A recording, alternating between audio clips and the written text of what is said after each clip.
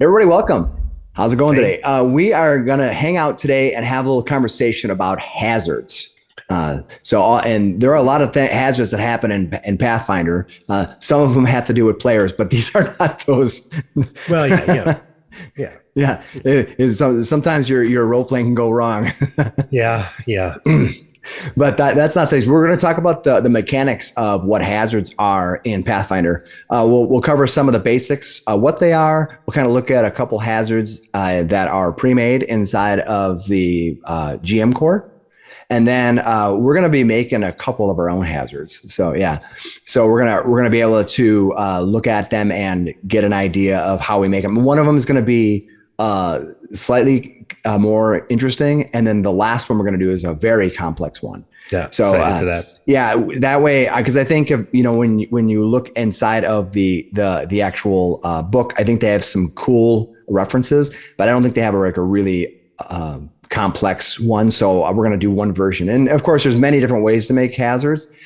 So it's this is going to be only a couple representatives of what that is. I think after I'm done making those, I'll actually put a link down below to get to a Google Drive where you can just grab the PDF with the traps that we make, the hazards that we make. Yeah. So if you're interested in them or want to steal them and use them in your game, that'll be cool.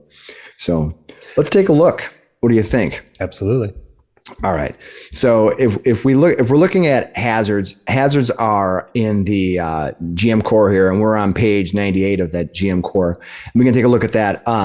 And it's going to kind of list out what hazards are and how and what they're used for.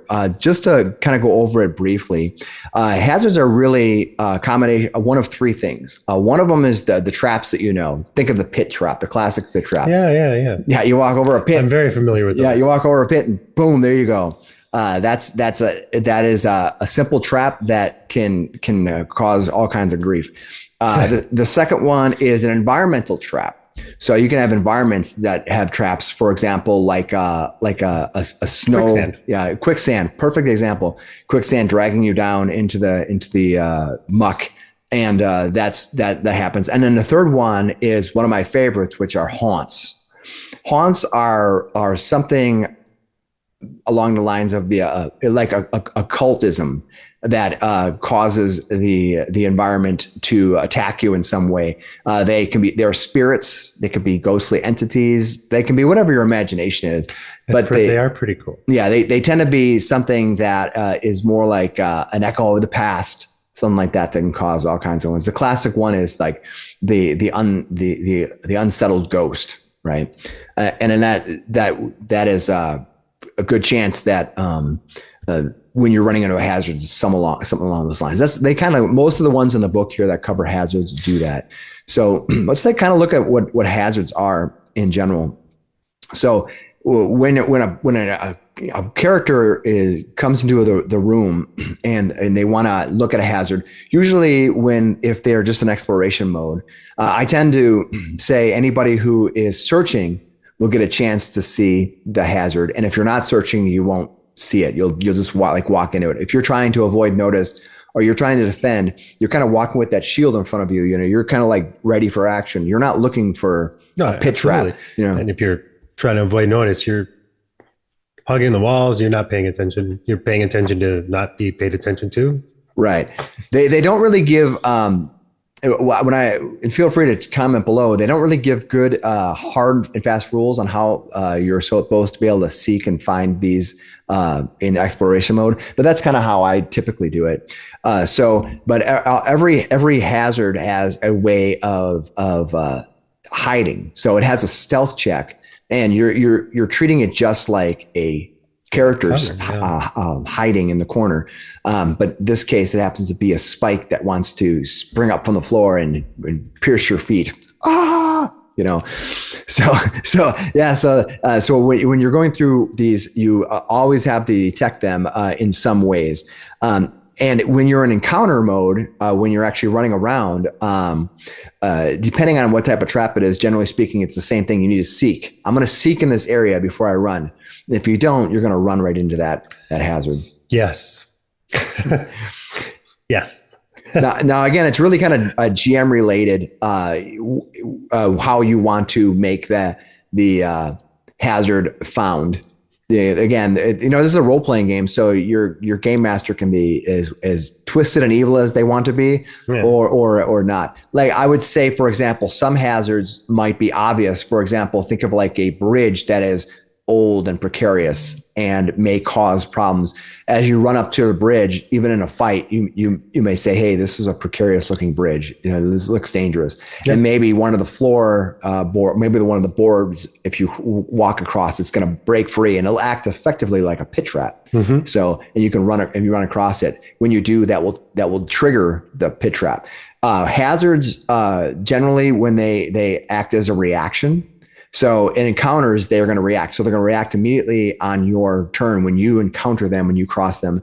They generally have a trigger, like you walk over the pit trap or you come in within 10 feet of a haunt. Something's going to trigger and something's going to happen with that. And then you generally will have at least one savings throw, if not multiple savings throws, to react to the event happening. Sometimes, though, the trap itself may have an attack roll instead.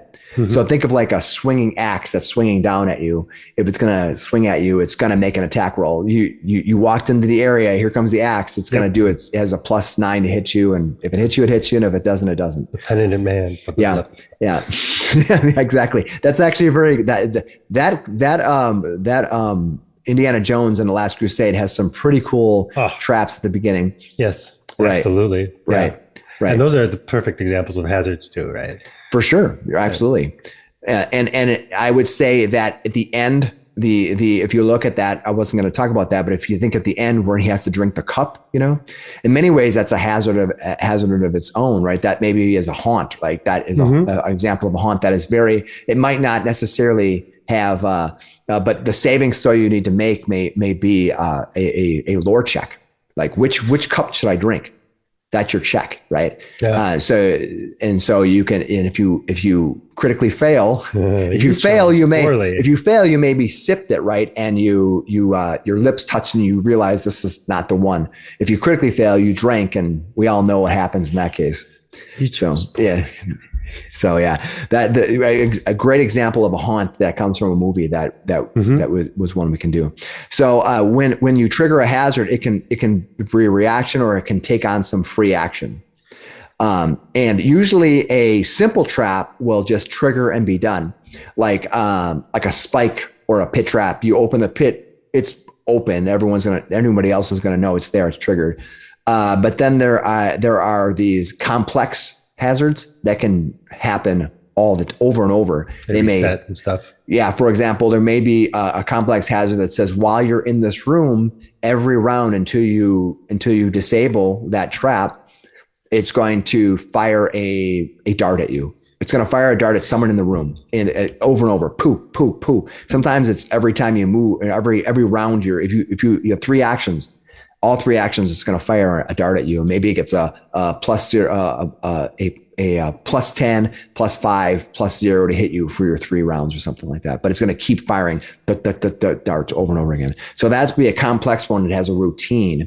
And many times when you have a complex trap, you may have to actually take several actions to disable it. It might not be simple like, make a thievery check, disabling it. It may be something very complicated. So we'll look at some examples. So I think when you're making these traps for your or putting a trap in your dungeon or your adventure, you want to try to mix them up as much as possible. I think like anything, you don't want to have just same kobold in every room.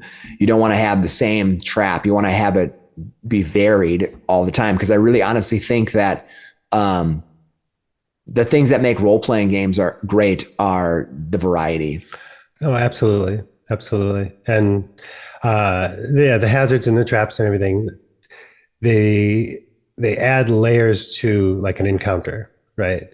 Because this you're fighting this kobold scouting party, right? But now the ceiling's collapsing, in certain areas, and okay, if you're in the wrong spot, you're going to get clocked, and it just adds another level, which is really cool that I like. And most traps, when you're putting a hazard inside of a dungeon, they should have some way in which you sort of foreshadow that they're there. Gives them a reason to want to seek for that.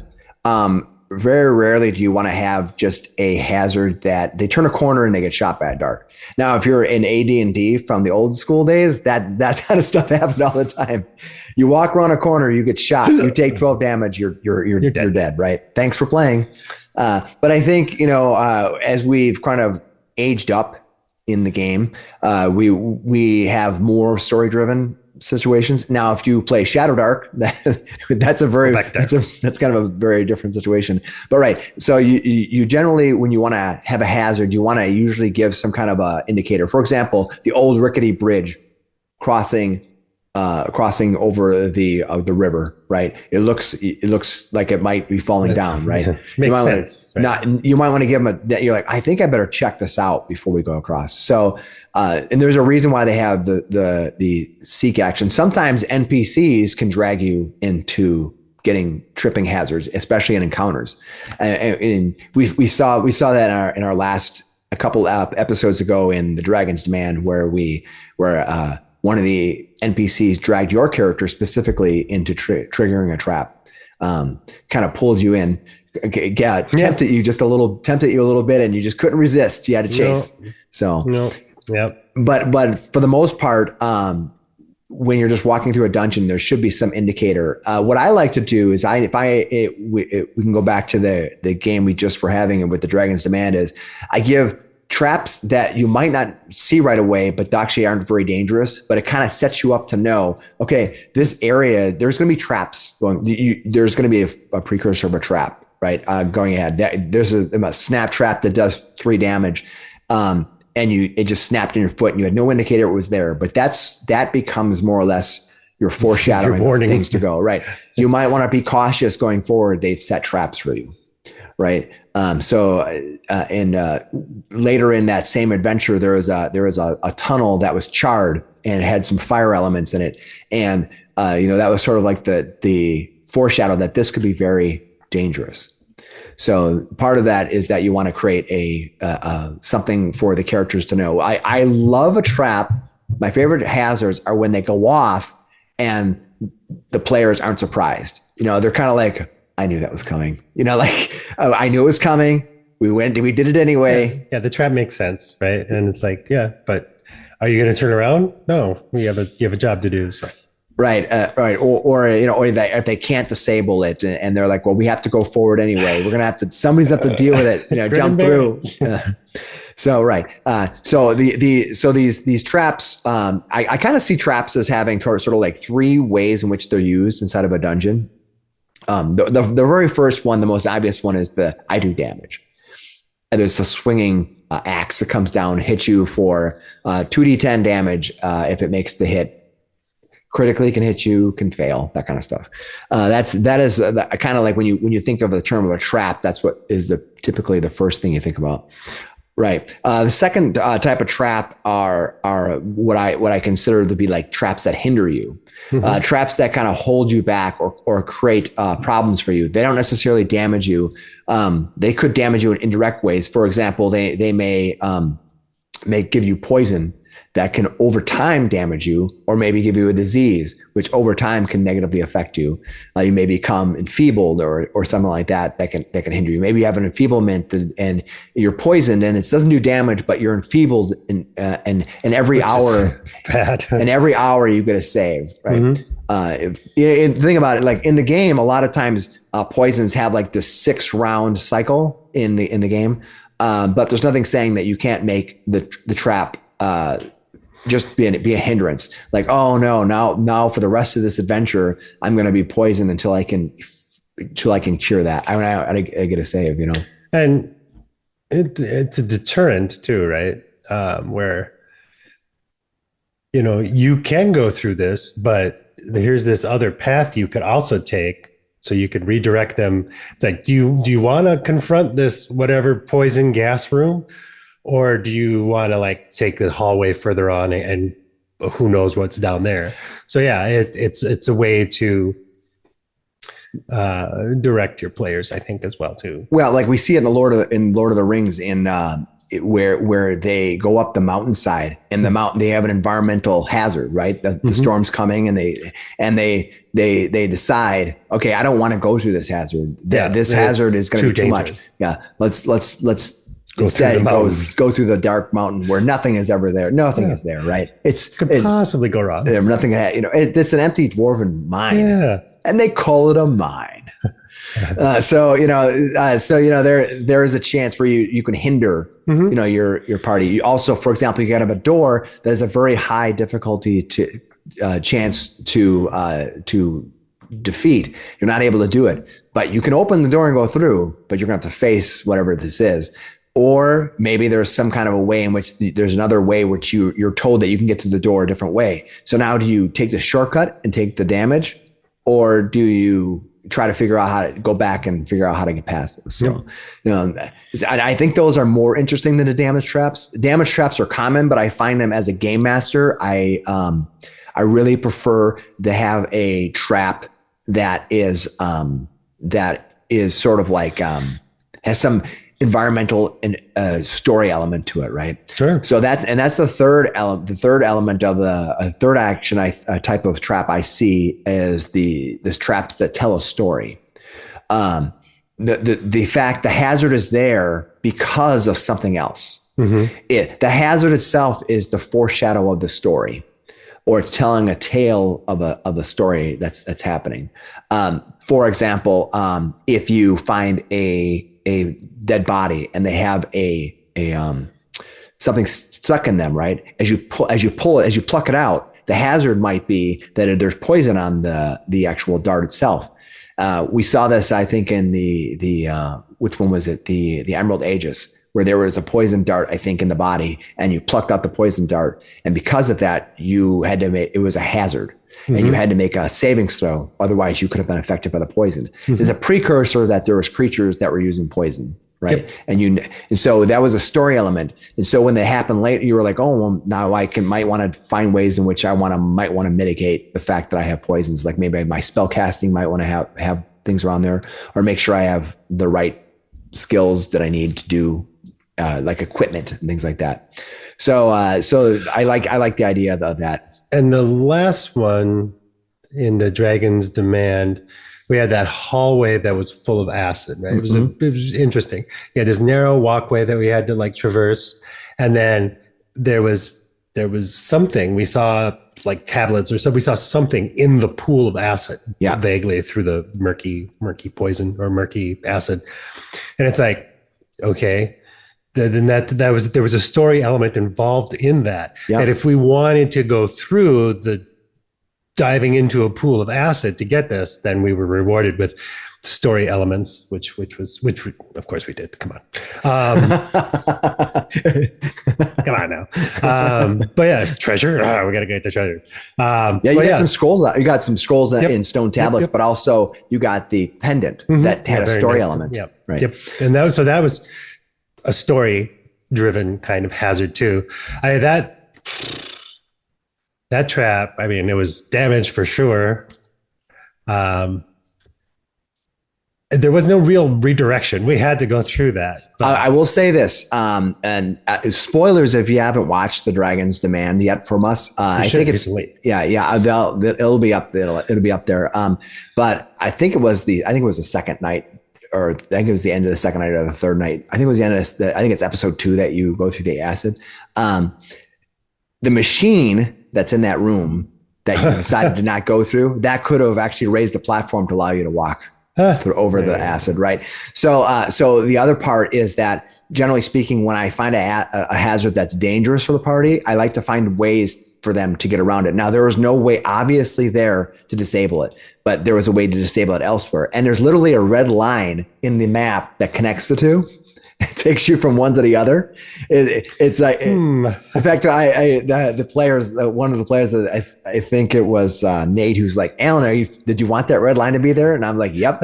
That's the rail we're supposed to be on. Yeah. And so, I if you would have went through, but you chose not to because it was dangerous. Going against that machine was dangerous. There was like an elemental guardian, and we're like, we don't have to deal with this. Okay, let's not deal with it. Right. So the choice was deal with the elemental guardian or deal with the acid pool, right? I mean, you had so having choices in the game, I like to constantly think about how is there choices to be made in the particular one. That particular choice was made for me because that's actually in the original The Dragon's Demand module. But the other one that we're going to be doing later that I'm going to be showing you that we actually had in the module was something that I put in, which I think would be cool. So let's just take a kind of I just want to review a couple of traps in those different types. There's an environmental and haunt and mechanical traps. So let's kind of take a look at a couple of them as they exist in the Game Master's rules and kind of show you how they work in general. All right, so let's take a look at a couple of sample traps as they exist in the Game Master's Guide. There'll be some spoilers, but I think they're fairly benign traps to look at. One of them is a super high level trap. So if you're not playing level 1920, you're not going to see it anyway, but it's kind of cool to look at. Absolutely. Yeah. So the first one we're going to go to is one of the most obvious traps, which is the hampering web trap. So you can see in the hampering web, it tells you right up at the tag here, the trait. And if you watched our last video in the 10 reasons why we prefer Pathfinder, the trait system is very interesting. So you can find, when you go through the archives of Nethys, you can say, I want to find all environmental traps that I currently have in here, and it'll help you find it. And here's the stealth DC. So this hampering web, it says that you have to be an expert at spotting this, your perception. If you're not an expert, you're going to walk right into it. And then gives you a description of it's a semi-transparent sheet of webbing that spans the gateway. And then every hazard is going to tell you, how do you get rid of it? How do you get rid of it? And here we can say it's a DC 17 survival trained or to dislodge it. So if you're not trained in survival, good luck. And then it kind of gives its armor class, because you can just kind of attack it, right? And a fortitude save and a rough save. It doesn't give you a will save, so it tells you that it basically is immune to will saves. It's not going to be it's not going to take any will side damage, and tells you what it's immune. It's immune to critical hits, object immunities, and precision damage. So no sneak attacking the hampering web. What? Yeah. And then every trap has a trigger. So, and that they typically are a reaction. In this case, it says that a creature that isn't a spider walks into the web. That's the trigger. You don't get a save to not walk into the web. The idea is you walked into the web. That's what you did.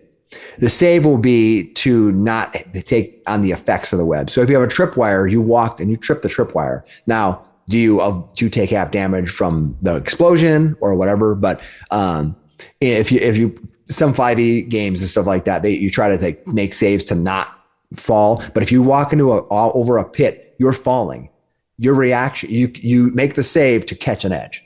If that you are falling, that's the way it is. So when the trigger hits, it's happening. Now if that triggers an attack, it's going to attack. If you have a save, you make the save. So here we can say that the web wraps around the trigger's creature's body, clinging to it, and the triggered creature must succeed in a DC 20 reflex save or have a minus 10-foot circumstance penalty to all speed until they escape the web. So it's going to exist there all the time. This might not be a big problem if it's in the middle of a dungeon and you have all the time in the world to rip this stuff off. So when I'm creating traps that have some kind of hinder function, like this is where it creates that, I wanted to sort of foreshadow. This is more or less a story element one, because it's telling you there's a spider in there, right? Or there's something, or an Eder cap type of thing. Something that uses webs. Yeah. Which I think they renamed them in the remaster. Eder caps are now called little web lurkers or something like that. Yep, I think you're right. Yeah. So this is a kind of a story element. It's not immediately just walking through and taking a minus 10 circumstance penalty at a movement until you escape is not a problem if you have 10 minutes to escape, right? You're going to do it. But if that happens and immediately after that an encounter happens, now you've gone from an exploration mode to encounter mode with this hindrance, right? You're hindered in some way. It doesn't necessarily give you damage, but that's kind of an interesting thing to have. And then any questions about this one? There's no reset. It doesn't retrip. Once you rip the web open, it's tripped. Yeah, well, Yeah. I was. That's the question I was going to have. Like, I don't see a reset. Are there ones that have a reset? There is. And so if they don't have a reset, it's a fire and forget, right? It's going to hit once and one shot, right? Like if you have a spring-loaded spear, it's spring-loaded and fires out. That's all it is. But then you can have like ones that fire, like think of like Indiana Jones when he replaces the idol and the idol sinks down and he runs. Those things are firing at him every round as he's running across the room, right? If depending on his speed, that might mean he can get maybe every action he gets attacked. If he's fast enough, maybe it only takes him 2 actions. If he's slow, maybe it takes him 3, and those things are firing at him, and he's just running, right? And it's just an attack roll for all of them. But once that happens, most likely that's going to reset, right? If you walk back in that room and you lower that platform down again, it's probably going to start firing at you again. So I love relating these to movies and things like that, because I think a lot of times people, they can see it in your mind. Absolutely. In fact, when I create hazards, I often kind of think about in my mind what's the heroic, cool thing that the players can do to avoid it. Because there should be some story element or some way in which I think it's really cool.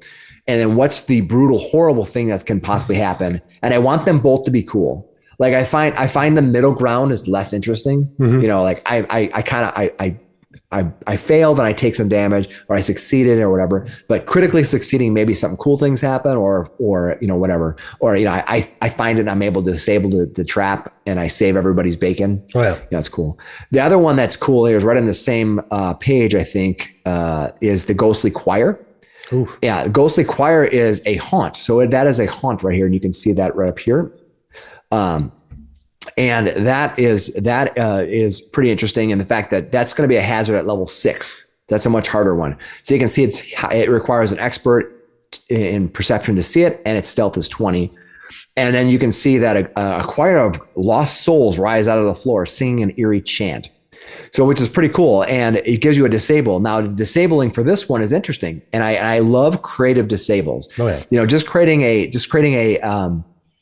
like a thievery check is fine, but I think it's cool when you have to do something else. Yeah, and it usually requires you to do a recall knowledge, right? Oh, how can I stop this, right? And it may take a couple attempts, to figure it out. But in order to disable it, you need a DC 28 performance trained to disrupt the song. Basically, you're counteracting the song, or you can use religion, that about it, which is pretty cool. So I think if you're going to create your own traps, often think, how can I make a trap that doesn't need thievery to disable it, right? Yeah. Now, you have them. There's plenty of them in there, but I think if your first attempt, I think when you're first approaching creating a hazard, you want to try to think of, how can I make this not standard? I think it's the first step. Also, it's a good way to get maybe those players that aren't in a lot of parties, you'll have 3, 4, 5, 6 people, right? Well, not everyone is going to be talking all the time, and they're, you're going to have your kind of like your wallflowers that are there to hang out or whatever. And but their characters are going to have skills. They're going to have abilities and stuff like that. So if you can design one that has them in mind, like, he took cooking or whatever, whatever skill is kind of obscure for general. They just took it to be fun and flavorful. Yeah, like lore cooking or something. Yeah. That. And now, I think there's a background that has cook, and somehow incorporate that into a trap. And it's like, here's the barbarian that had the camp cook passes this weird ass trap that you haunt or whatever it is out of the blue. And in fact, you had a cool one where I think we passed the haunt by accident. Yes. And you did pass the haunt by accident. And it was like, I remember my character going, he fucking got lucky as hell. Jesus Christ. Yeah, he did. You got to pass the haunt by accident. Yeah, by just playing your character, by doing your character thing right. And that was really, really cool. So it's a really good opportunity to engage characters that might not necessarily, especially with a trap, your cleric or your oracle or whatever, whatever weird character concept you have. Or bards, they tend to have occultism and things like that. Yeah. That can do some crazy Absolutely. things. But it's a way to engage those characters too and give them that moment to shine. It's not just the rogue or the investigator who's constantly doing the disabling. So changing it up a lot is I love that. Now, sure, there's gonna be plenty of open the door and the axe comes down and you can investigate the door. Sure, but this one's neat because when the trigger happens, a creature moves within 10 feet of the section of the floor. The chorus rises up. And in fact, they give a cool picture of the rising up chorus down here. Whoa. It's pretty cool. You see that rising up, and you can see the effect is the choir rises and its song deals a lot of damage, potentially, and mental damage. And non-evil creatures within 30 feet. But what's great is then you have you get a save, so and adverse things can happen. You can frighten, things like that. But this is a much different trap than the web trap that we just saw, right? And here again, they're not listing necessarily a reset there that can happen, but you could say it could. Maybe it happens every day, once a day or something like that. That's up to you. Again, when I look at the traps or hazards inside the GM core, I consider them mostly to be like suggestions. And sometimes I'll use them, but oftentimes I like to massage them a little bit. So, so that's pretty cool. There's also some pretty nasty ones. As I promised, I'll bring this one up just because it's I think very, very rarely there is a Vorpal Executioner. It's Vorpal Executioner. Yeah. Now this one's pretty crazy. It's a level 19 one, and this is one where we can see it's another simple trap. This one has a reset. The trap resets over the course of the round and can be triggered again one round later.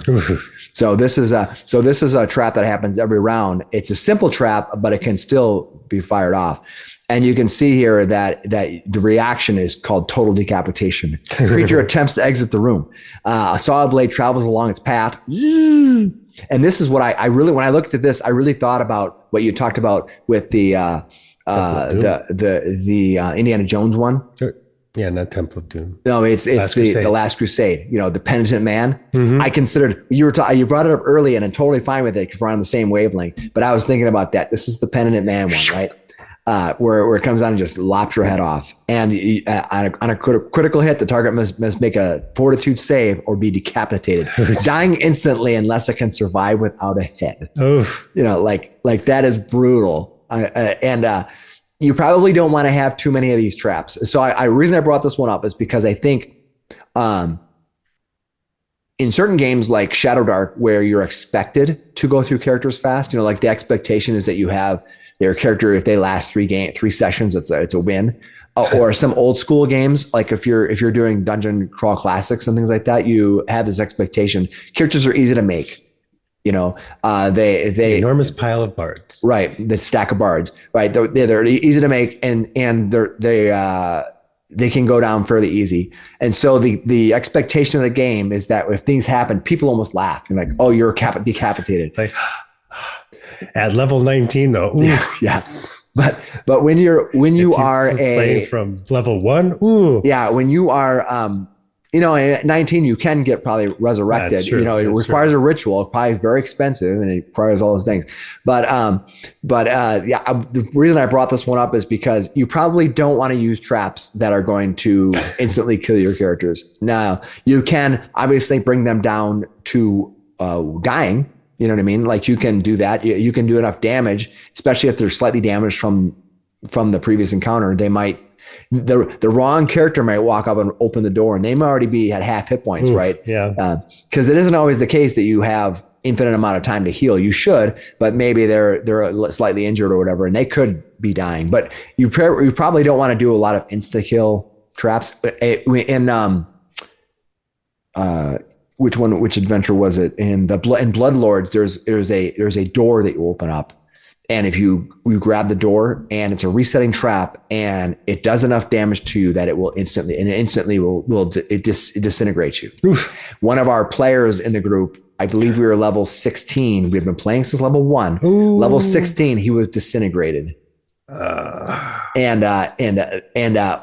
remember distinctly, I was like, wow. Now we're all friends in that group. So, he laughed it off and he brought back a new character. Yeah. So, but you don't want to do that too often because I think it slows the game down. Also, we're using also too many traps will make everybody move at a snail's pace, right? Oh, let's move. 10-foot pole. Check the floor. Yep. Check the door. Check the ceiling. There's a chalice of flickering fire. Is it flickering with a pattern? Like you can go crazy on that. And so I think the best traps are when you lull you give a forewarning that something could happen, but you want to kind of lull your characters into a false sense of security where when the trap goes off, they're surprised at first, but once it goes off, they're like, oh, of course. Yeah. Like a big, huge, long hallway that nothing happens on. You're like, oh, okay. Yeah. That was something I did. I put everyone in a line. I moved you carefully across the hall. Oof. And you got to the other side and there was the trap. Right. Yep. So, that's kind of interesting. So I think we can talk about how traps are made in general. I mean, there's a bunch of documentation in here, but I think it'd be cooler if we just sort of, made a trap. You know what I mean? Sure. Yeah. So let me, I'm going to bring up just like a Word document and we're going to kind of go through the process of making a trap. So give me a second. We're going to do that. All right. So what we're going to do is I have a document up here and we're going to sort of use this document to build our trap that we're going to do. So the question will be, what trap are we going to build? And we're going to build a trap that your players in the Dragon's Demand have already gone through. Yeah. And this is a trap that I had made, and we're going to rebuild that, and we're going to use the rules from the GM core to show you how we build traps. All right. So what we're going to do is we're going to look at this trap right here, and what this trap is. Your players have gone through it already. You saw it already. Mm-hmm. The idea here is that when a character, when a character moves up into this position right here, there are actually kobolds that are behind this wall, and it's a false wall, and they're going to fill a bladder up, which is gonna basically knock this wall over. It's gonna fall onto this walkway, creating a hazard and possibly doing damage to the characters. The worst though case is if you really fail, because if you see there's a 8-foot rise here, there's a 10-foot pit. If you really fail, you could be launched down into that pit. Yep. Which is pretty awesome. And so we're going to look at this from the game master perspective. If I look at the game master perspective, this is the same exact adventure that you're looking at now, how the game master would see it. And you can see that the game master has in it several kobolds that are just sitting behind here, waiting, stalking, trying to be quiet. So as a character moves up here, as they get here, they're going to get, if they're seeking, they're going to get a perception check. And when they do, they're going to hear the revving up of the bladder, the zipping of the one round it's going to take to trigger this trap. And when they do this, they have a chance to take actions. They can, of course, run forward, right? They could run back, in which case the kobolds don't need to trigger it, but it's prepped now. It's ready to go. Or they can stand there and do nothing, or get whatever. I think in the Dragon's Demand, when this tripped off, I think there were 2 people sitting on here. There was. Yeah. So that was interesting. Go ahead and watch that episode. I think it's episode 7 of the Dragon's Demand. I'll flash it up here real quick so you know which one it is.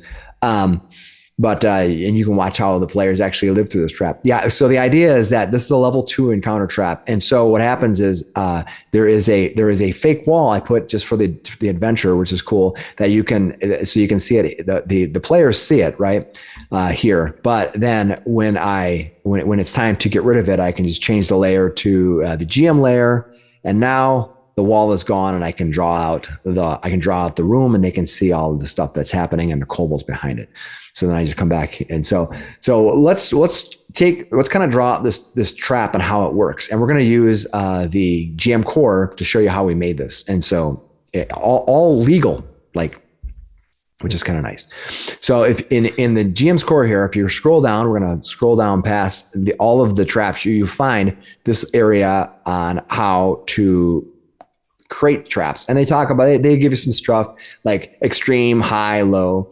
Generally speaking, hazards, you want them to be sort of extreme. You want, I would say like low to high level traps are going to be your story traps, things that are, or the hinder traps, things that you may want to get them around the characters just to kind of give some flavor from color, but more than likely they're going to probably see through them, or they're probably not going to be that difficult, especially if you're with Pathfinder. Remember that your characters, generally speaking, given enough time, are just going to heal up.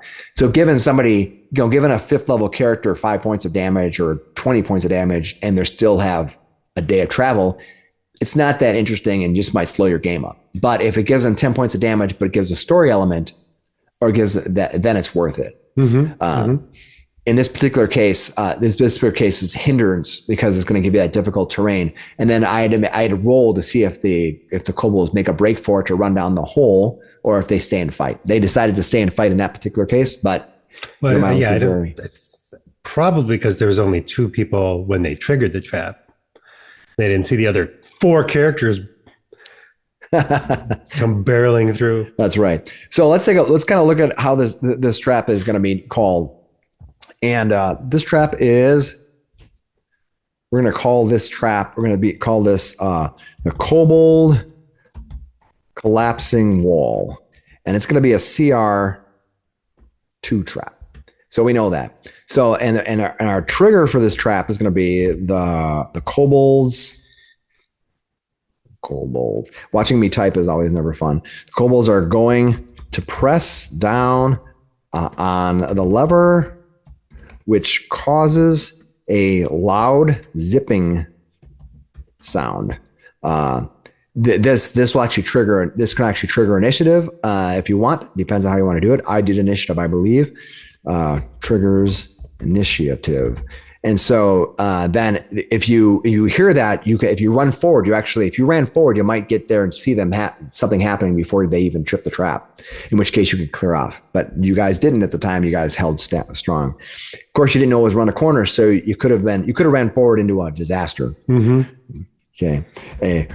Let me say, on the first kobold's turn in initiative, they trigger the trap. So you basically, you have an initiative roll that triggers a trap, and we're going to say that it can reset. This trap can reset only if not triggered. So if they prep it, if they hear people coming and they decide that they're not going to, they prep it for the round, and then nobody runs in, they run away. They can deflate it, right, and it can be re-triggered. Otherwise, once it goes off, that wall's tumbling down. Yeah, it's going to take a massive amount. I mean, they could rebuild the trap, but that's true for anything. Yeah, that's not going to be right next round. Right. So for every trap, we need to have a stealth roll, a stealth score, right, and a way to disable this. So that's the things that we're going to need. So if we look back at our adventure here, we can see that the GM core gives really good guidelines on at what level the trap is. This is a level 2 trap. They have an extreme level and a high level for what you're gonna detect. Now, this trap it can cause a lot of damage. It can actually hurt a lot of people. It can do a lot of things. So what I chose to do is I made the stealth score and its disabling score the high level. I kind of made it kind of halfway in between. So let's do that. So we're going to say that our stealth is going to be, plus 8. That's what our stealth is going to be. And to disable this, what you need to do is you need to roll a DC 18. In this particular case, thievery, and you need to be trained. So it's a DC 18 thievery trained, or you can use engineering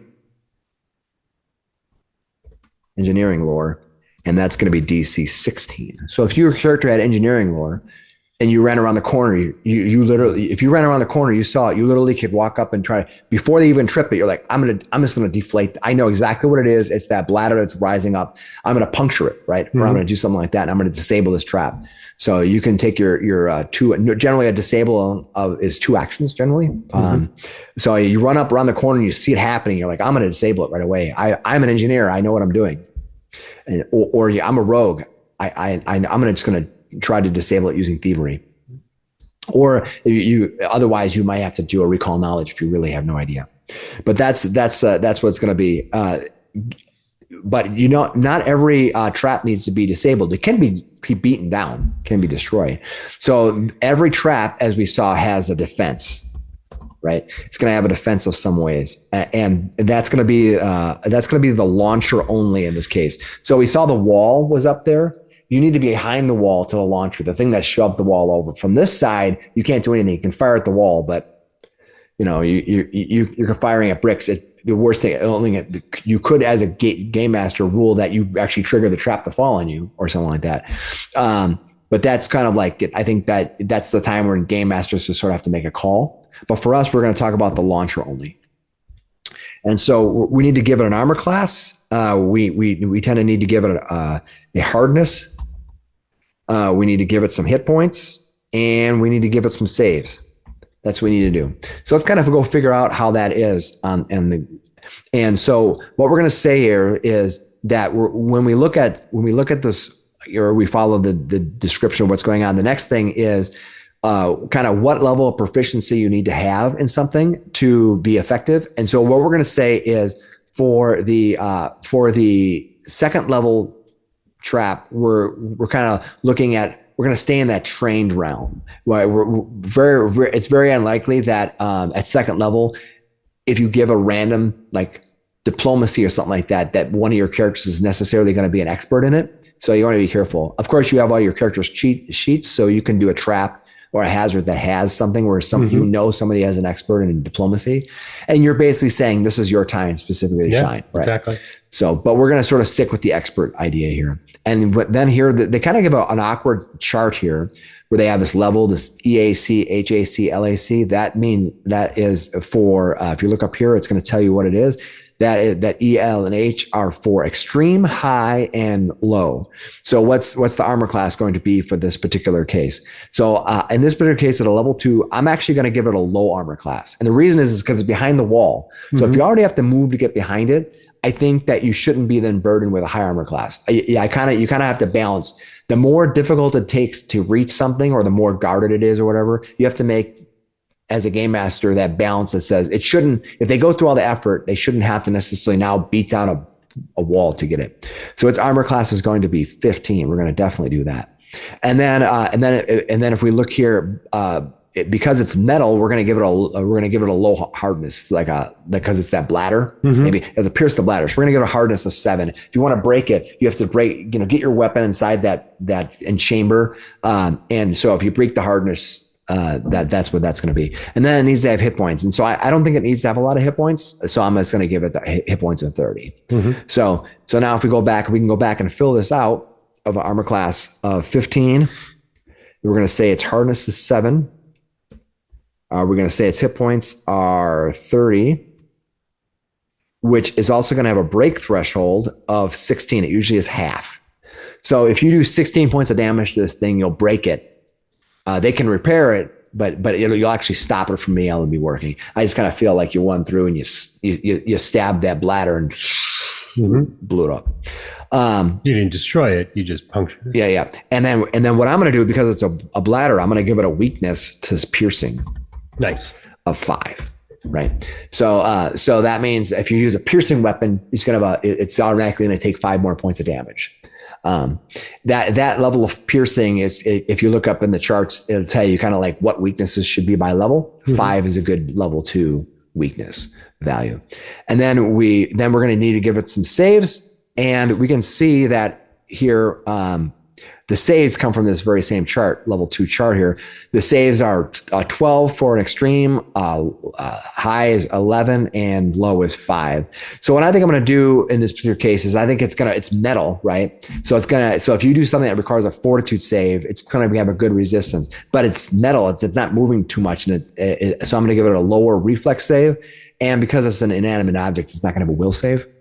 So what we're going to do here is we're going to use the 11 for the fort. So we're going to say fort, it's going to have a plus 11. And for ref save, it's going to have a plus 5. And that's that. So now we've kind of outlined what the idea is behind this whole trap. And then what happens when when that wall comes tumbling down? If you're on the bridge, if you're in the area of effect, it can get up. If you remember looking at the actual adventure here, if you're looking at the actual adventure here, you're going to see that there are 4 squares that can happen. So you can actually attack up to 4 people. Mm-hmm. And if we look at that, we're going to see that our saving throws are going to be high. So it's going to be 18. So you're going to make a rough save of 18. So let's go back and put that up there. That is our rough save. So our save is going to be, we're going to do a rough save, and it's going to be 18. Now, what happens? So now here's where we kind of have to determine how much damage this thing does, right? And so outlining your trap for damage is important because you want it to be the variant from your level to the level of the trap is going to tell you how lethal it is, right? So if you are character level 2 and you have a CR2 trap, it's going to be moderately inconvenient. It's not going to cause a lot of damage where it's going to kill you. But it's going to cause a lot of damage where it might hinder you in somewhere. If it was like a level 0 trap, it's probably not going to do a whole lot to you. It's going to be inconvenient, barely an inconvenience, right?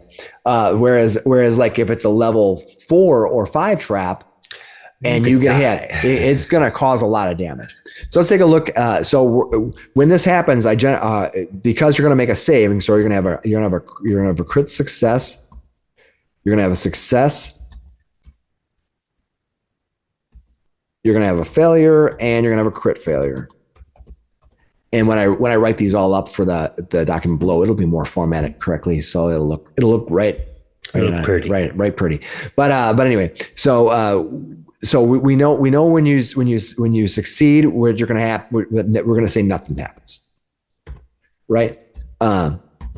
When you succeed and nothing happens, or when you crit succeed, or what we can even do, we can say when you have crit success, nothing happens and free step.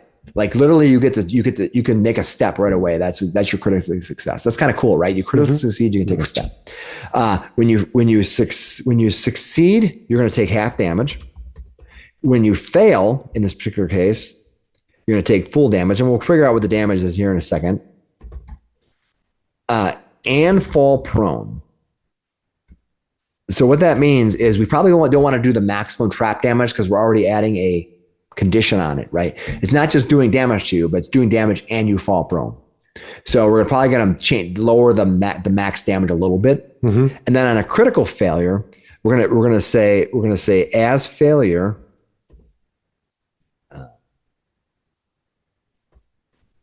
But launched off the edge.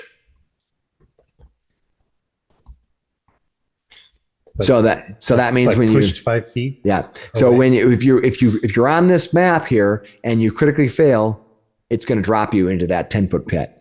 Just like sweep you off the path, which is really cool. Yep. So and there's a couple ways you can do the damage. So let's figure out what the damage is going to be based on this. So if we look at the trap here, we're going to see that, where is it at? Let's go find our damage. We're going to go down to the offense, and here's where we find out all of the stuff. So if I had a weapon, or if I had a trap that had made an attack, I can have various levels of attacking outlined here. On level 2, it's plus 14, plus 11, but we're doing simple damage. Now here, the simple damage is normally 2d8 plus 7. Which is 18. But I think I want to do like half damage to you because I'm going to drop you prone. So what I do is I look up here, and half damage of 18 is 9. And so I look here and you can say average for D8s is 4.5. So if I want to double that, that means that this trap is going to be doing 2d8 damage instead of 2d10 plus 7. So that's what we're going to say. Our damage for this is going to be 2d8. So that means that our damage here is going to be 2d8 damage. So that means on a critical, you're going to take 48 damage. Now that 48 damage can include being launched off the edge, which means that includes the 5 damage or fall damage, or you can do 48 damage plus 5. It depends on how mean you want to be, right? You know what I mean? A second level character taking 48 damage and plus 5 is a lot. Plus they're at the bottom of the pit, which means your healer can't reach them really easily. They have to climb up, which is going to take 2 actions to climb up if they survive, and they start out prone. So the next round, the best case scenario is they stand and climb twice. You know, I think that 48 damage is plenty. And so that alone is kind of like I think that outlines pretty much what the Kobold collapsing wall is. Mm-hmm. And that's the trap that you guys went through. That's exactly what you went through. So go on and watch the episode. It was a fun episode to run.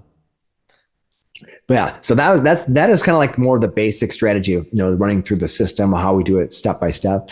But I was like, what is some crazy wild trap that we can make? You know, what is some interesting, different trap that we can make? And I didn't want to make a trap, and I didn't want to necessarily do something with environments. I thought, I want to make a good haunt, right? A good haunt. And years ago, this is a little bit, I'll explain to our people watching. Years ago, we did a New Year's Day game where we used to play in our old group. Every New Year's Day, we would do a marathon long, all day long adventure.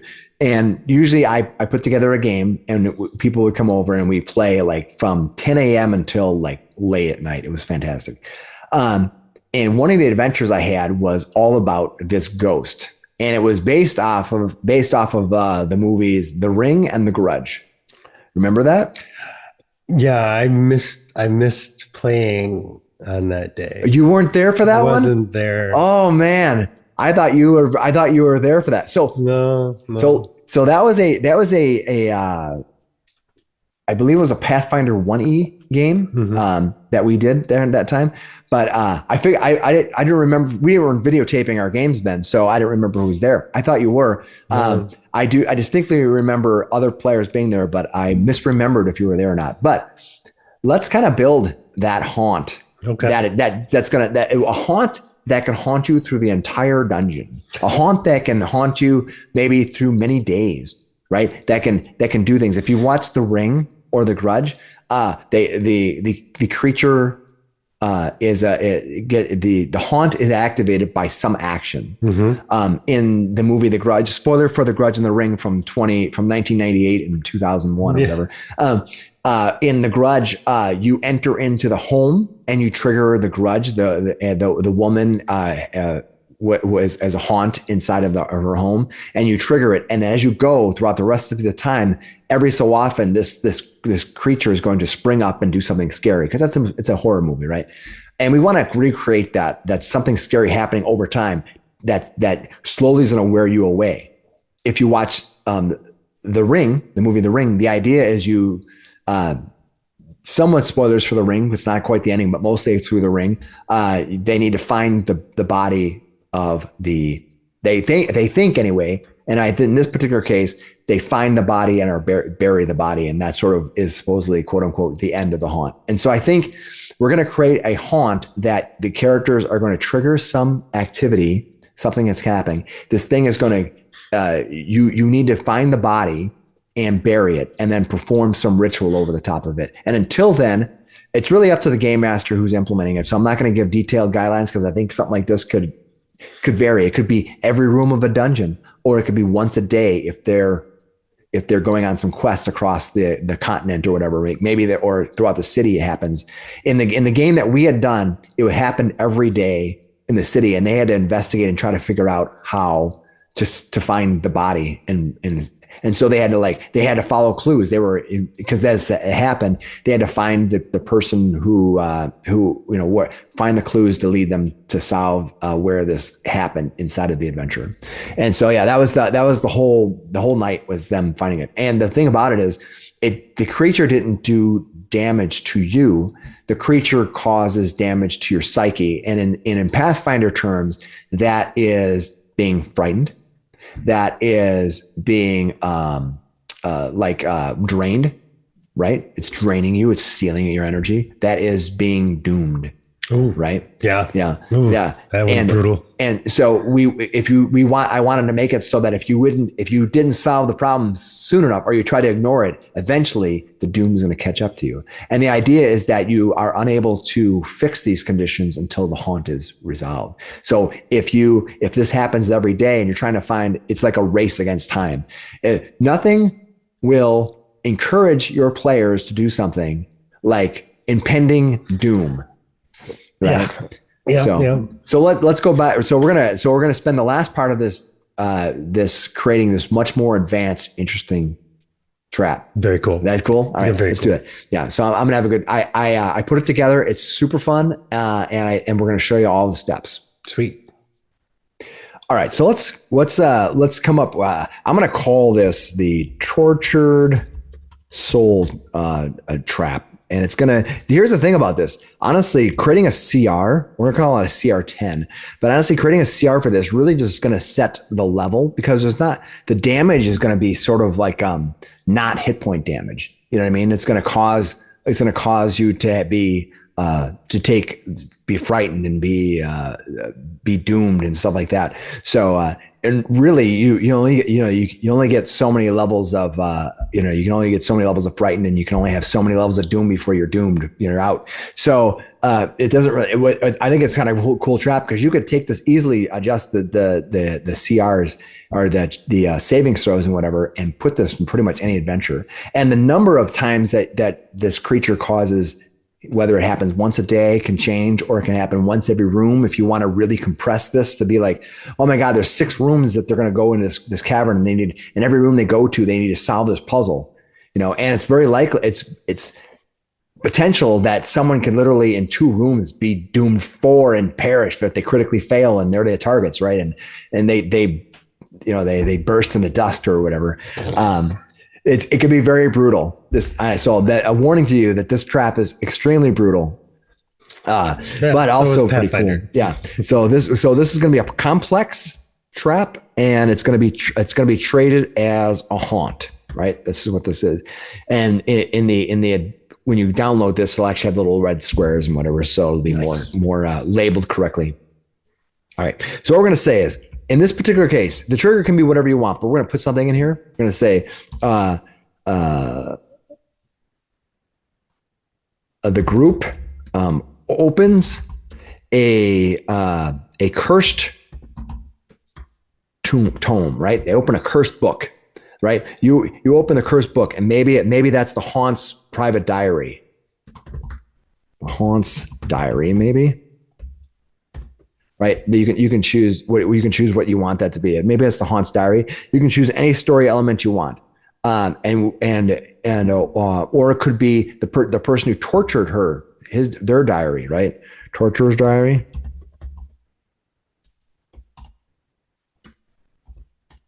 Right. Yes. Yeah. Right. So this is like making an entire.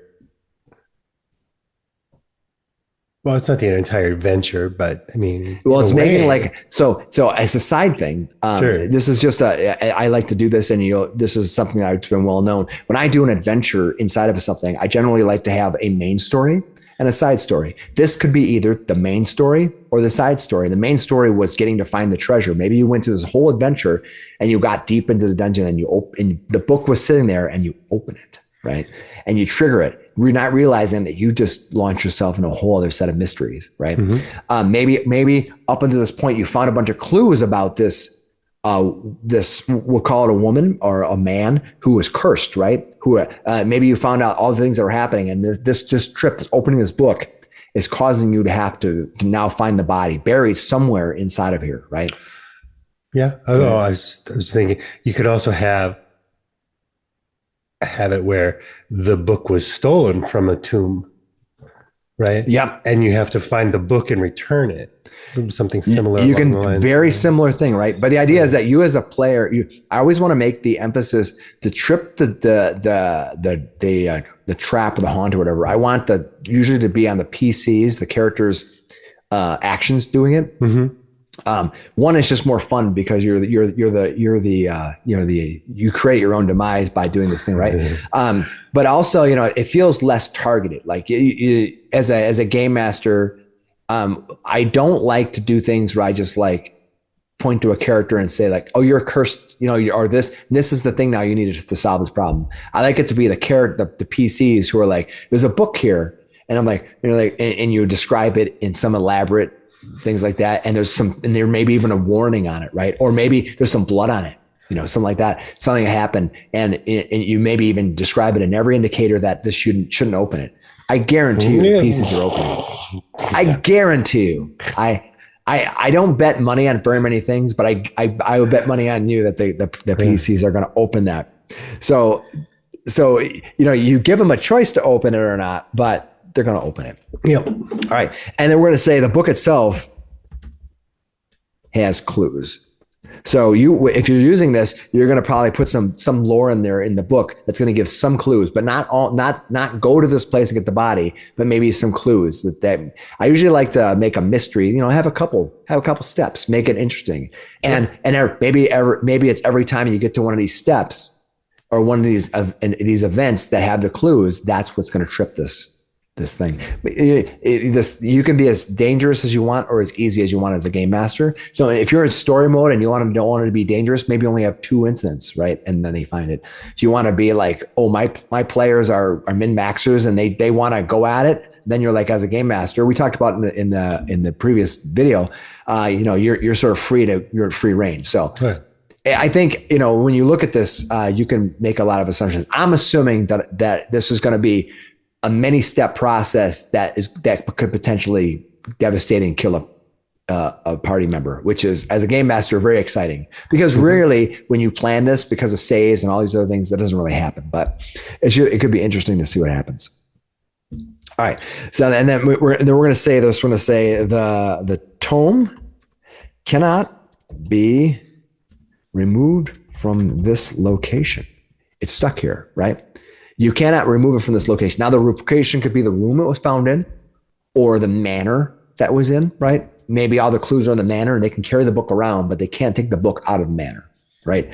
So it's sort of, and we're going to say, if the tome is destroyed in any creative way, like maybe you forgot how a way to destroy it, it reappears the next day in the same spot originally found.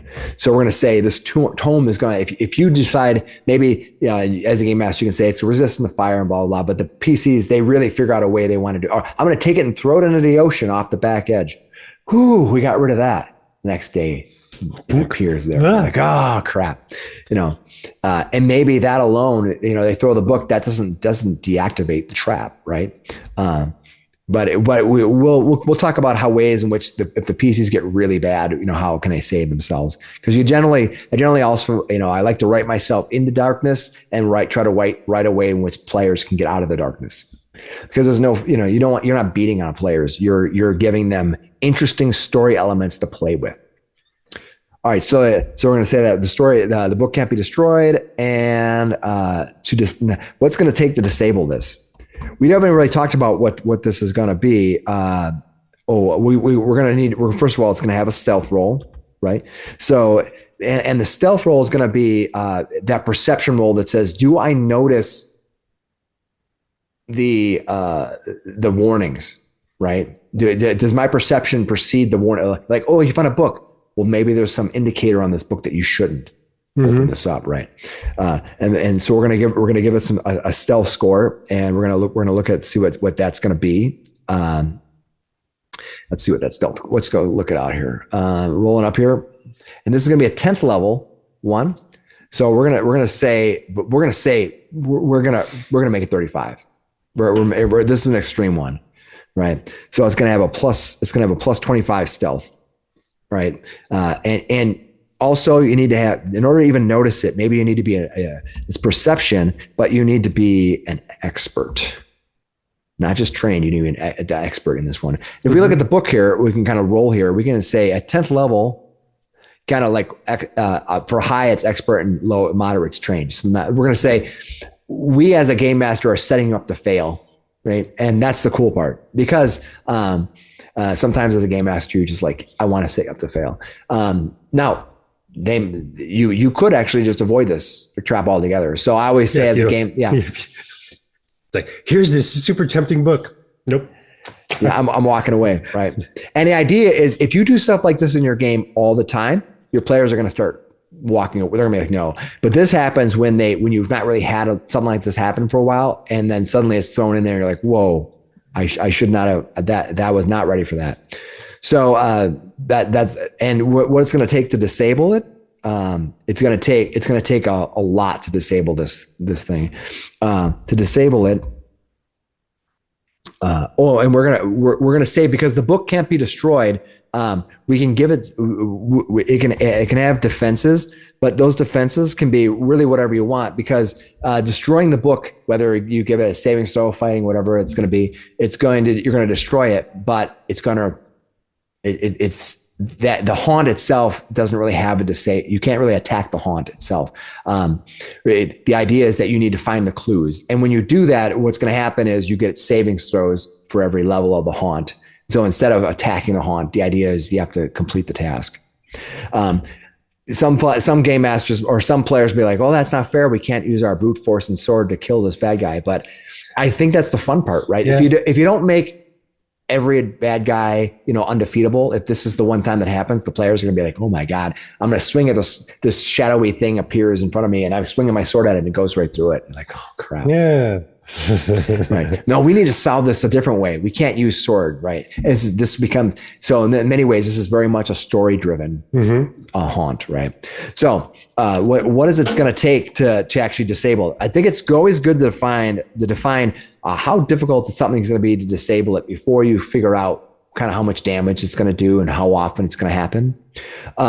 So to disable it, what you need to do, you're going to find the body, and that's going to be something you're going to come with clues, and you have to bury it and perform a ritual, right? Some kind of a ritual. And maybe the book itself has the ritual. Maybe it's you find the ritual during your studies. That's part of the thing you need to do. You find a ritual in order to put this spirit to rest, and now you need to perform that ritual. So that's what you need to be able to do here. So let's talk about what those steps are going to be. What is the ritual? What is that ritual? First thing you need to do is you need to place the body in a new grave or an old grave, whatever. It's fine. And then you need to perform a part of the ritual. Is going to be normally a ritual has like a main person who's doing it and secondary people that does it. But this, in the terms of ritual, I don't want you to think of it like in the terms of a Pathfinder specific ritual. Usually a ritual will say there's main casters and there's secondary casters. I just want you to think of this as being like a pattern, a series of things you need to do. And so this is going to be 3 things that need to happen. And so 3 of your characters potentially can be involved in this, or one person who can do it all. It kind of depends on what you're setting it up to be. But then we're going to say an occultism, which means an expert. It's going to be DC 32. Oof. Or remember, you're level 10 though. Diplomacy. No, I know. It's like oof. Diplomacy. There we go. There you go. And you're going to be a diplomacy expert. Expert 34. To summon the spirit to the location. So basically, the first thing that happens is you put this great carrot thing, and you're going to be like, come to me. Think of the Ouija board. This is your thing. You need to use occultism, or you need to be diplomacy to literally talk the spirit into arriving, right? And when that happens, you're going to have a series of events that are going to make a saving throw. You're going to make that saving throw, and if you crit succeed, we're going to just do abbreviations here, and we'll write it out nice and long form before. You're going to decrease a new type of currency. Remember, when these things cause damage to you, they're going to cause damage to you in some way that isn't going to be easily just removed. So we're going to call this thing, this channel that you have, because we're creating a really difficult trap. We're going to call that a disjunction bane. It's just a label, but it sounds really cool. And if you write it down, people will be like, "That's awesome." Like, I find really, so it's going to just decrease one of your junction banes by 1 immediately. So if you're frightened, or you're doomed or whatever, if you critically succeed, the person who's doing this, they get to immediately decrease. If they're doomed 3 or doomed 2, they get to remove one of them. That's if you crit success. And that we're going to repeat some of these a little bit. So I won't go through everyone at any time, but we're going to say the haunt appears, right? If you're successful. And I don't like the fact that they have these numbers appearing here, so I'm going to remove those. Step 1. Now, step 2, this is the ritual to get rid of this thing. We're going to say that what you need to do is you have to convince the spirit that they are dead. So what you need to do is you're going to need to make a diplomacy. We'll say expert, and we're going to stick with the same DC for all this. For the most part, 32. Or we're going to say you can use intimidation, expert. But at this time, we're going to make it actually more difficult. Well, yeah. How are you going to scare a ghost? Better be really scary. I ain't afraid of no ghosts. And we're going to say that that's going to be 34. So what you're going to do is you're going to try to convince that ghost that to kind of like bring them to reality, show them their body. We have your body. We put you in a grave. We have to convince you you're dead. And if that happens, we already know how crit success is going to work. It's going to decrease one of your junctions, and as well as the success thing. And then on success, we really need to outline what that means. We're going to say the spirit sinks into the body, and the body, we'll say, radiates magical energy. This is where you get a little color, kind of does some cool stuff. If you critically fail, the same things happen. You're going to have to go through those bad things. And then the last thing that happens is then you're going to have to do step 3. Is you're going to try to banish that haunt. You're going to try to put it to rest. And so this step 3 is going to be banishing the haunt. So you had this is assuming you've already gone through all the process. You've found the body, you followed all the steps, you got this, and now you're still not done, because now you have to actually do this ritual. Depending on how many steps you take through all these haunt junctions, if they have 5 or 4, and your characters, you may have one character that's doomed 3 already if they really messed up. And they on the table, and they're starting this ritual. And remember, everybody is making these saves, right? When somebody fails, everybody in there is going to have to make this save.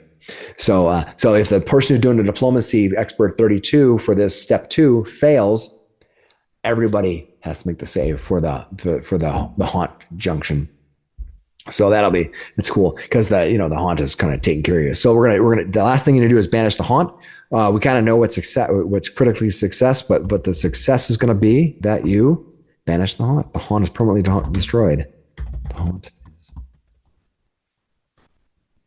nice, and live typing is not good. And then critically, so if you critically fail or whatever, now you'll make another check to redo this. But you may have, if you critically fail, everybody has to make 2 subject, and you can literally kill characters, and they can die to the haunt. And I think of like if you saw the Ring where the face just goes and they just perish, they just get crumbled up and die. It's so awesome. That can happen to your characters, and maybe that has a whole other story element to try to get that character resurrected. Now you get the ritual. Character deaths are not always death. Right. Sometimes they can, like the church can revive them, but maybe you have a lingering haunt, maybe something else that you need to do to now completely free yourself. Right. Like death is only the beginning, as far as I'm concerned. Like, you look at I don't always have your characters, do that. So let's talk about, that's kind of like the steps you need to take. So once you found the body, and as a game master, you are using your creativity to determine what these haunt junctions are. What are the steps? That's going to be depending on how mean or wicked you want to be. So let's talk about the idea of what this haunt junction is. What happens when an event happens where this spectral ghost appears? If we saw the old Hollywood movies where you're sitting in here and all of a sudden like the lights get dim, and the hair is draping down, something's happening and you're running for your life. Well, it doesn't mean in game terms that nothing happens. Right. You didn't die, but maybe you're frightened. Maybe you're doomed. Maybe you're drained and you're running for your life, but stuff is happening to you, but you're not dead yet. But the haunt will never rest. Right. Until you do it. So that's what we're doing. So that's what these haunt junctions are. These are the points in a movie, in a horror movie, where things happen all around you and you're fleeing and all like maybe let's say like you have a mirror, right? And you look at the mirror and you look down, you wash your face, you look up and you see your face, your skeletal face, and you freak out, right? And everything, it's fine, but you now have gone through a haunt junction, right? Yeah, that's cool, right? Mm-hmm. All right, so that's gonna be you can make them predefined, random, whatever you want to do, but an event that causes the haunt to appear, say the more frightening, jump scares a plus. Mm-hmm. Right. So that's going to happen in some ways.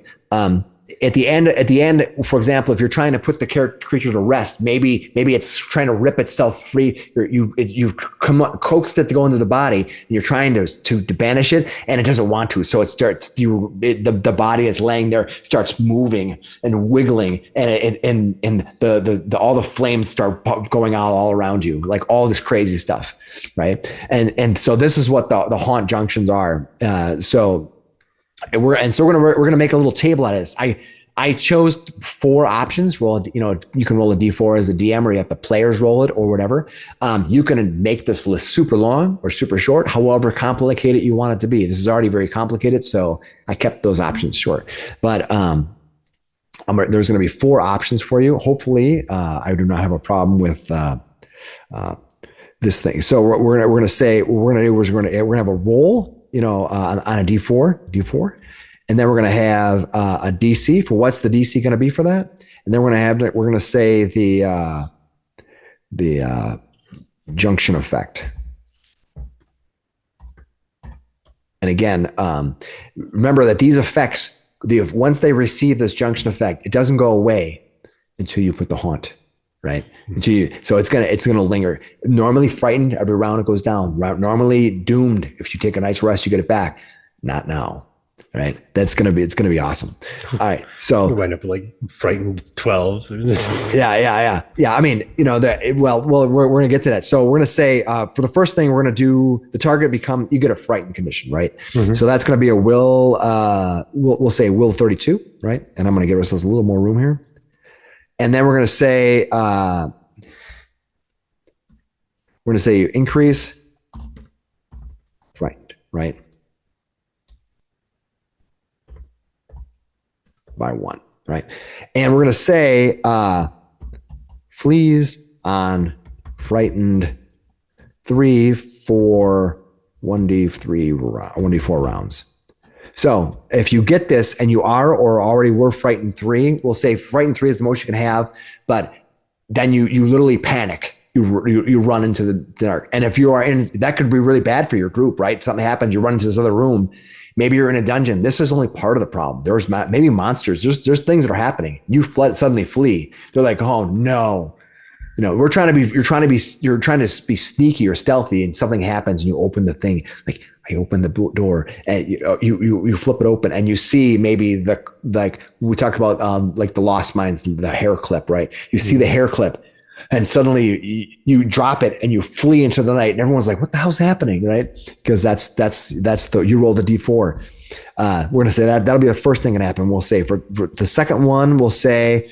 Is going to be, we're going to do something with the drain condition. And for drain, I'm going to say you're going to have a fort roll of 30. It's easier to pass because it's a more difficult, it's more difficult than frightened. So, it's a little easier to pass, and it's going to increase your drained by 1. Right. So you're going to slowly become drained. And we'll talk about what happens if you critically fail these. You don't want to critically fail. And then the next one we're going to say you can be enfeebled. You can be weakened. It's the ghost is literally drawing away your physical essence, your physical energy. That's also going to be a fort save. And we're going to make that 32 though, because it's not as bad. Getting drained is really bad. Getting enfeebled is sucky if you're a fighter, but increase enfeebled by 1. And then the last thing we're going to say, this is the worst one of all. This is you're going to be doomed. We're going to say will save of 30, and it's going to be a little easier, and increase doomed condition. Now here's the worst part.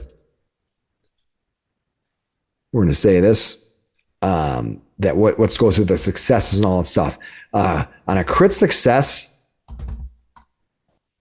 we're going to say you get to reduce 1 of your junction effects by 1, right? So if you open that box and you critically succeeded, maybe you're not as frightened. You've gained a little courage. Or if you're already doomed, maybe you want to pull doom back, because doom is very dangerous. It can be, right?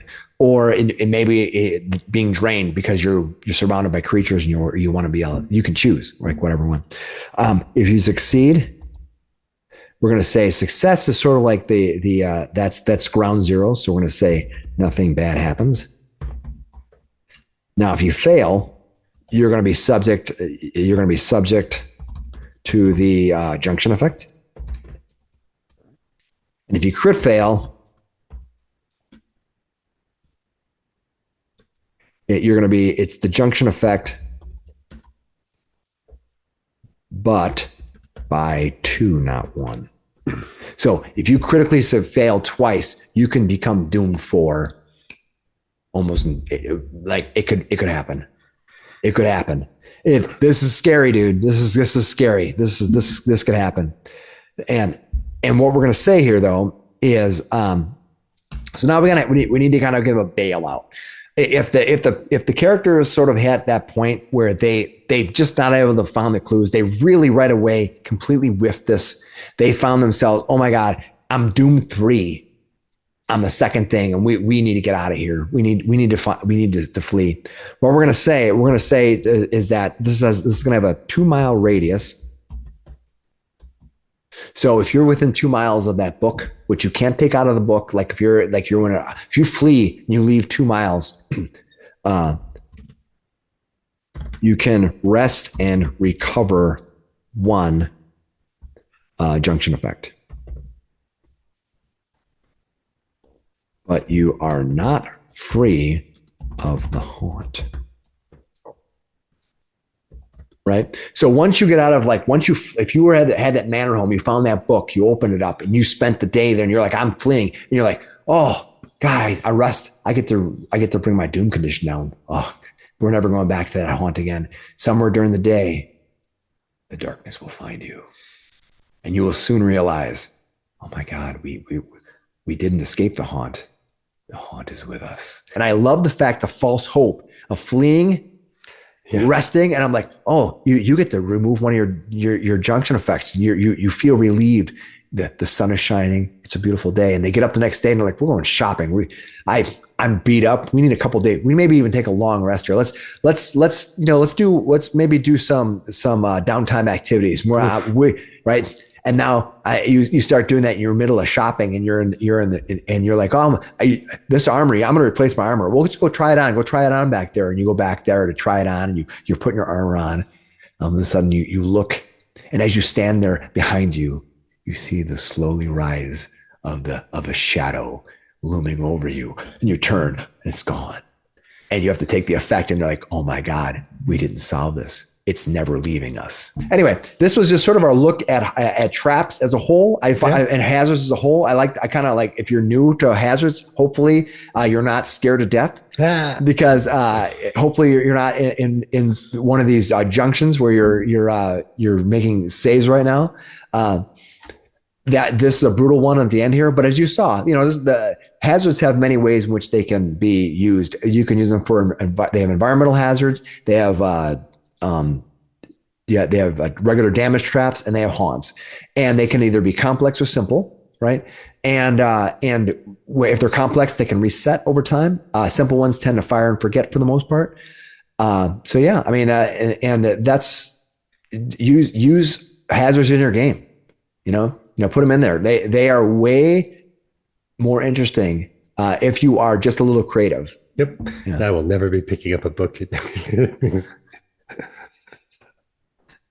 Speaking of books, here you go. Speaking of books, we have this book here. Oh, nice. Yeah, we're going to be playing this game as an off game for in a couple weeks. So there's no. I failed my save. Yeah. I did not find anything that was horrible about it. I opened it, and the arcane library has been cursed. Yeah. So come back to us, and we're going to be playing through probably a homebrew that we're going to do.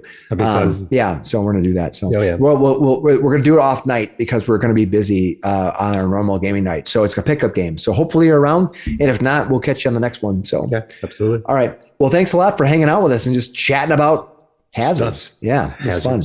Yeah. Well, have a good night, and we'll see you next time. Watch our live play. We do live plays. Please. Like and subscribe, I guess. Yes. Thank you. Bye. Bye.